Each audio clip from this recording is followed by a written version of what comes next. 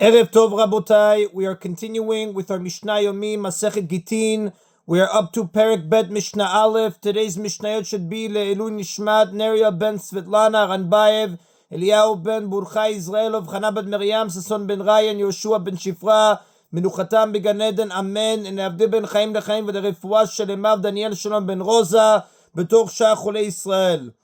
The Mishnah returns to the topic discussed in the beginning of the previous chapter, that an agent who brings a get from overseas to Eretz Yisrael or from Eretz Yisrael to overseas must say that the get was written and signed in his presence. This Mishnah deals with an agent who did not witness the entire process. The Mishnah begins, Hamevi get midinat hayam, if an agent brings a get from overseas, V'amar befanai nechtav, aval lo befanai nechtam, and he said it was written in my presence, but he did not say it was signed in my presence. Befanai nechtam, aval lo befanai nechtav, or he said it was signed in my presence, but he did not say it was written in my presence. Befanai nechtav kulo, befanai nechtam chetzio, or he said all of it was written in my presence, and half of it was signed in my presence, meaning I saw only one of the two witnesses sign the get. Befanai nechtav chetzio, befanai nechtam kulo, or he said half of it was written in my presence, and all of it was signed in my presence. In each of these cases, pasul, the get is invalid. For a get to be valid, the agent must testify that he saw the writing and the signing for the entire get. Now the commentaries explain on the case of, if he said half of it was written in my presence and all of it was signed in my presence, he saw both witnesses sign the get, but he saw only the second half of the get called the tofes being written. The tofes contains the standard text written in all Gittin.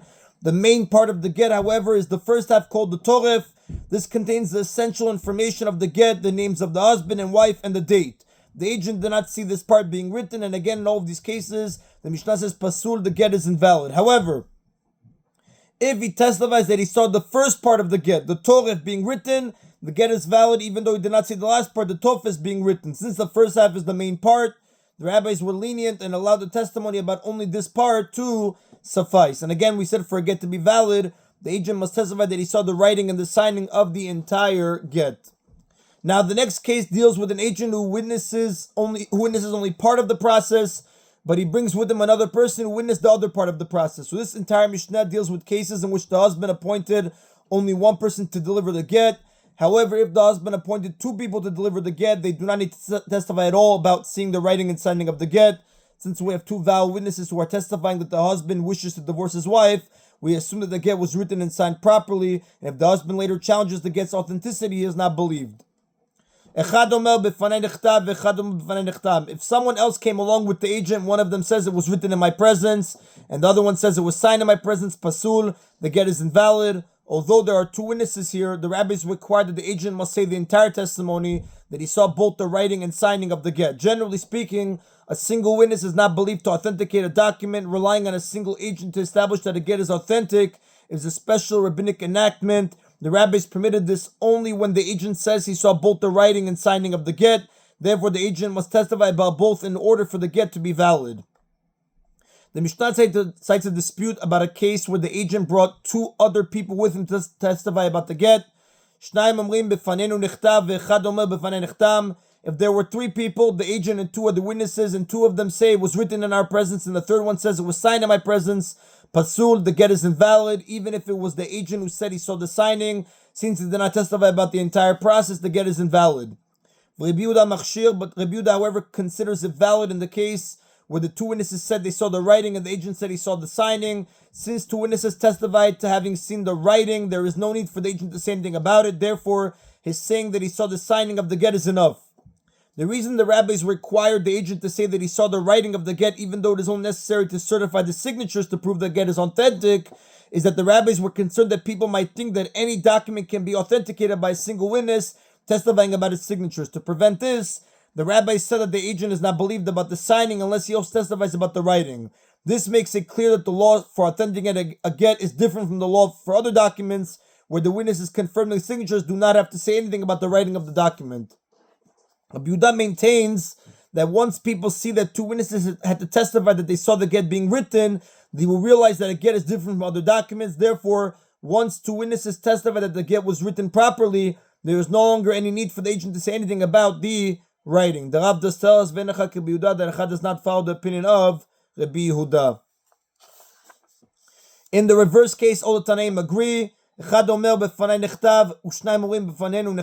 one of them says it was written in my presence, and the other two say it was signed in our presence, kasher, the get is valid. In this case, we have two witnesses testifying that the get was properly signed, which is all we need to validate any legal document. Therefore, it does not matter that only one person testifies that he saw the writing of the get, because even without anyone testifying about it, the get is still valid. It is only necessary for the agent to say that he saw the writing and signing of the get to prevent the husband from later claiming that it is a forgery. Once two witnesses testify that the signatures are authentic, the husband can no longer challenge the get, and there is therefore no need for the agent to say it was written in my presence and signed in my presence.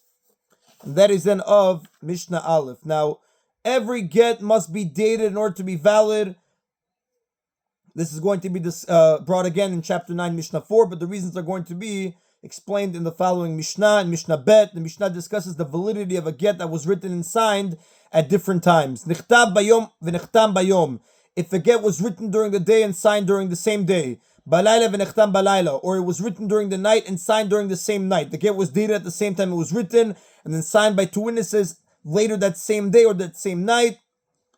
Balayla v'nechtam bayom. Or it was written during the night and signed during the following day. In each of these cases, kasher, the get is valid because it was written, dated, and signed on the same day. This is true even in the Mishnah's third case, where it was written and dated the night before it was signed. Under Torah law, the day follows the night. A day begins at nightfall and continues until nightfall on the following day. For example, Shabbat begins Friday night and continues until nightfall on Saturday.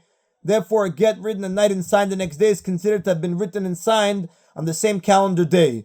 Now, although she is not actually divorced until the get is handed to her, we assume that the get was given to her on the day it was signed. This is because a man generally does not have witnesses sign a get until he is ready to use it, as the Gemara says in Gittin, page 18a. Therefore, the date written on these Gittin is accurate, and of course, a get sent from overseas is not given until weeks or months later.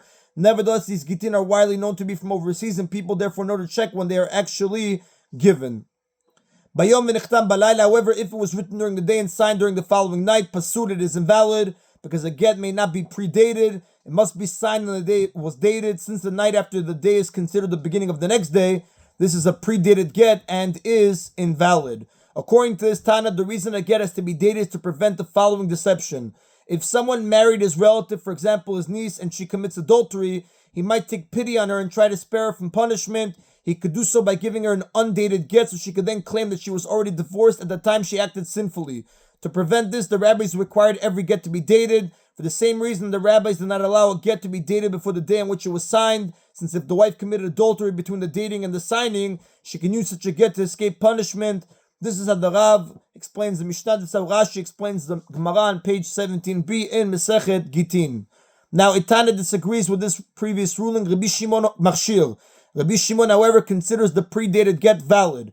Rabbi Shimon disagrees with the previous Tana about why a get must be dated. In his opinion, the reason is not because of the concern about adultery, as the previous Tana held, since adultery is uncommon. Rather, a date is required in order to stop the husband from selling the crops of his wife's field after divorcing her and then claiming that he did so before the divorce took effect. The husband is entitled to use or sell the products of his wife's milog property, nechse milog, as long as they are married, as it speaks about in Mishnah Masechet Ketubot, chapter 4, Mishnah 4, chapter 8, Mishnah 3. Once there is a date in the get, she can go to court and get back anything he sold after that date. Now, if a get is written and dated on one day, but not signed until the next day, this could create a reverse problem. The wife would be able to collect anything the husband sold from the day the get was written, even though he did not divorce her until later. However, this is not a problem according to Rabbi Shimon, because he holds that a husband loses the right to benefit from his wife's property from the moment he decides to divorce her.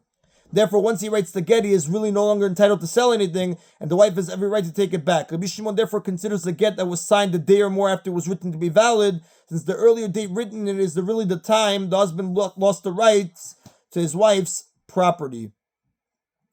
Shaya Rabbi Shimon Omer, Rabbi Shimon used to say, Kol hagitin shenechtevu bayom v'nechtemu balayla psulin. All legal documents, such as bills of sale, documents recording a gift, or loan documents that were written during the day and signed on the following night are invalid, because they allowed the person holding the document to collect money that is owed to him from property that was sold after the date written in the document, but before the document was signed the next day. For example, if a person sells his property and borrows money, that property did not become mortgaged to the loan, and the lender cannot collect his debt from it. However, if the person borrowed the money before he sold his property, the property became mortgaged to the loan, and if the borrower cannot repay it, the lender can collect the mortgage property from the buyer, as it discusses in Ketubot chapter 12, Mishnah 2. Now, a mortgage does not take effect until the loan document is signed by the witnesses. So if a borrower sold this property after the loan document was written, but before it was signed the next day, the property that was sold never became mortgaged to the loan, and the lender is not entitled to collect it from the buyer. However, since the document is dated a day earlier, the courts will think that it was also signed on that day, and they will allow the lender to seize that property from the buyer. For this reason, even Rabbi Shimon agrees that a loan document written during the day and signed until at night, and not signed until at night, is not valid.